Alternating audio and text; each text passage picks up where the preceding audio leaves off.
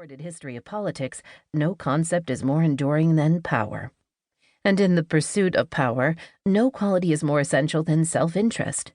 As Niccolò Machiavelli explained in his 1513 philosophical tract, The Prince, a wise ruler ought never to keep faith, when by doing so it would be against his interests. That is why the Revolution, with its rhetoric of no taxation without representation, and its themes of life, liberty, and the pursuit of happiness, did not liberate American women from the cords of patriarchy that had restricted them since ancient civilizations. It is why the Civil War, which outlawed the cruel institution of slavery, did not banish racism. And it is why the 19th Amendment, enacted in 1920 to guarantee women the right to vote, did not open all glass ceilings. Power guards its gates zealously, and no gates once locked open easily.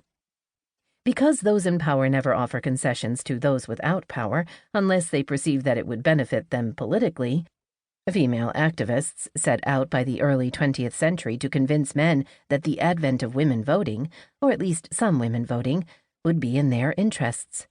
They organized one of the broadest class coalitions in history, a mass movement that before it finished in 1920 attracted working-class and elite women, professionals and educators, actresses and librarians, housewives and factory workers. In building this mass movement, in appealing to both male and, in the West, beginning in the 1890s, female voters, suffrage leaders assured those in power that enfranchising women would not change the electorate's racial composition. Playing the white race card, as Elizabeth Cady Stanton and Susan B. Anthony had done decades before, both moderates and militants in the 20th century movement limited their cause to expanding the voting population, not committing it to social change. They invited speakers from Colorado, which enfranchised women in 1893, to lecture on how little had changed in the state's voting profile since. In public advertising campaigns and private buttonholing of legislators, they made clear they were fighting not for universal suffrage, but for educated suffrage, code for white entitlement. In their parades and their picketing of the White House, they rarely invited women of color to share the stage. The image, like the message, was Anglo-Saxon.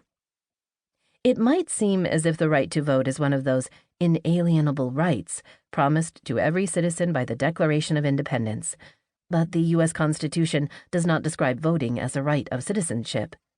In fact, the original document, enacted at the Constitutional Convention of 1787, made no mention at all of voting by the public. In a compromise crafted by the Founding Fathers as the price of uniting the colonies into a republic, the nation's foundational document left it to the states to develop their own qualifications for voting. At first, most states extended the vote only to white property owners, often also requiring a period of residency to prove fidelity to the state's interests. During the 19th century, some states extended the franchise to foreigners or to women, in hopes this offer of privilege would encourage more migration to their sparsely populated communities. To readers interested in political reform, this long history of the Votes for Women campaign offers some lessons about the power of grassroots activism and some cautionary tales about the speed of social change in the face of patriarchy, racism, and sexism, all weapons in the fight to maintain power. And to those seeking to add women back into history or to put human faces to political events, it offers the narrative virtues of a group biography. One mission of this book is to reinsert the story of women's struggle for equal rights into the meta-narrative of U.S. history. For too long, the cause has been studied as a separate story, untethered to its times. Suffrage leaders may have thought they could set sail alone, and often they tried. In fact, their course was greatly swayed by other events in U.S. history, from the Revolution to the Civil War, from World War I to the Civil Rights Movement.